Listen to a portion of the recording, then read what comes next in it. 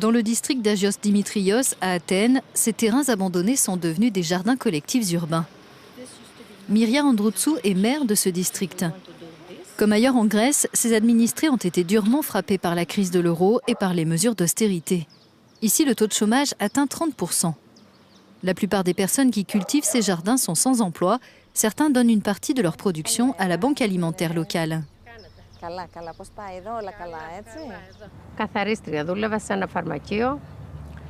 J'étais femme de ménage dans une pharmacie et j'ai perdu mon emploi il y a 4 ans.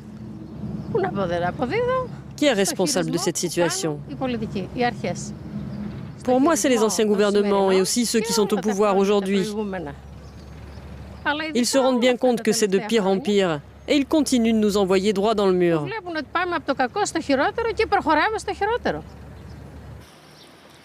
Ces jardins ont été en partie financés par l'Union européenne. Les fonds ont notamment servi à former les bénéficiaires aux pratiques agricoles.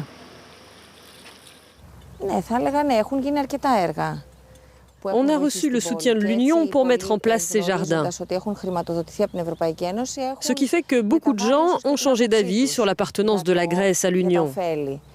Il y en avait beaucoup qui étaient très sceptiques à cet égard, parce qu'ils se disaient que l'Europe, ce n'est que de la politique et pas des aides financières pour des projets qui aident vraiment les gens.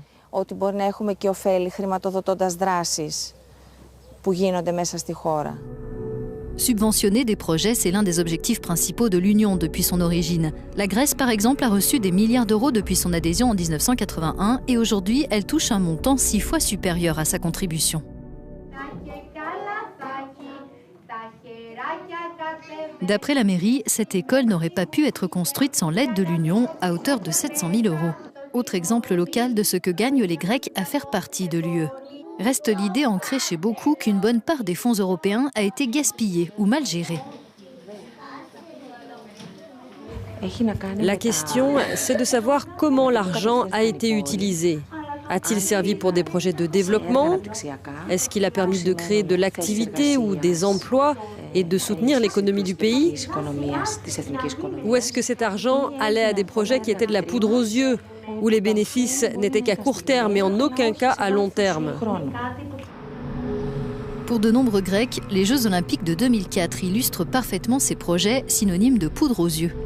Des fonds européens et des prêts bancaires à faible taux dans le cadre de la zone euro ont permis à la Grèce de doter Athènes d'équipements olympiques, d'un métro, de routes et d'un aéroport flambant neuf.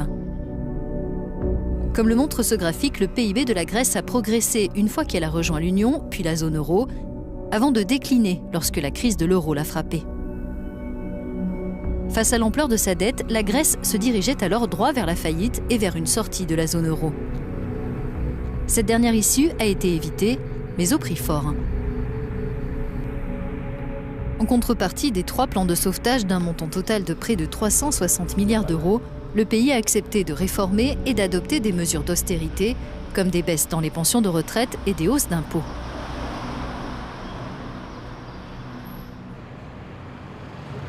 Rien que dans cette rue, plus de 70 magasins et entreprises ont fermé leurs portes. Fini le temps des nouveaux investissements et des prêts bon marché du fait de l'adhésion à la zone euro. Que s'est-il passé? Qu'est-ce qui n'a pas fonctionné? Et à qui la faute? Les créanciers européens et le FMI ont débloqué quantité de lignes de crédit que le pays, malgré ses efforts, devrait avoir du mal à rembourser sans un allègement de sa dette. C'est ce qu'estiment la plupart des Grecs et des Européens. Pour Georges Papakonstantinou, ancien ministre grec des Finances, la Grèce, mais aussi l'Europe, sont responsables de la crise de l'euro. Il assure que la monnaie unique n'est pas encore morte et enterrée.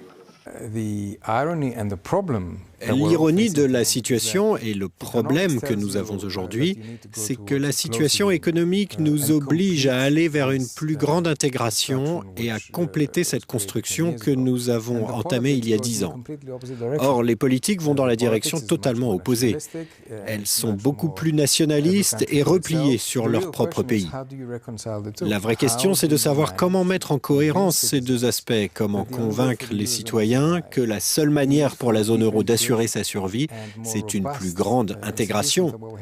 C'est ce qui va se jouer en 2017 lors de la série d'élections prévues en Europe.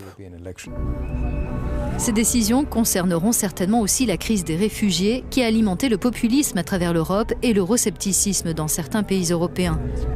La Grèce, tout comme l'Italie, est l'un des principaux pays d'entrée dans l'Union. L'an dernier, 46% des demandeurs d'asile en Europe seraient arrivés via le territoire grec. Et comme plusieurs États membres ont fermé leurs frontières, les migrants bloqués en Grèce sont toujours plus nombreux. Dans ce centre d'Athènes, ces réfugiés sont dans l'attente d'une relocalisation dans un autre pays de l'Union. Depuis septembre 2015, plus de 800 millions d'euros de fonds européens ont été versés à la Grèce pour l'aider à gérer cette crise. Mais pour les ONG, ce n'est pas qu'une question d'argent. Je pense que Bruxelles et certains États membres ont montré leur solidarité envers la Grèce dans la crise des réfugiés. Mais je crois qu'à l'avenir, il faut aller vers un plus grand partage de la responsabilité. Parce qu'il est inacceptable qu'un pays européen, quel qu'il soit, qui accueille des migrants et des réfugiés, doive gérer cette crise seul.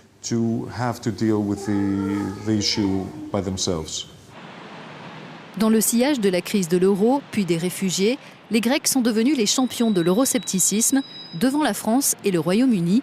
D'après un récent sondage, ils sont 71% à avoir une opinion défavorable à l'Union.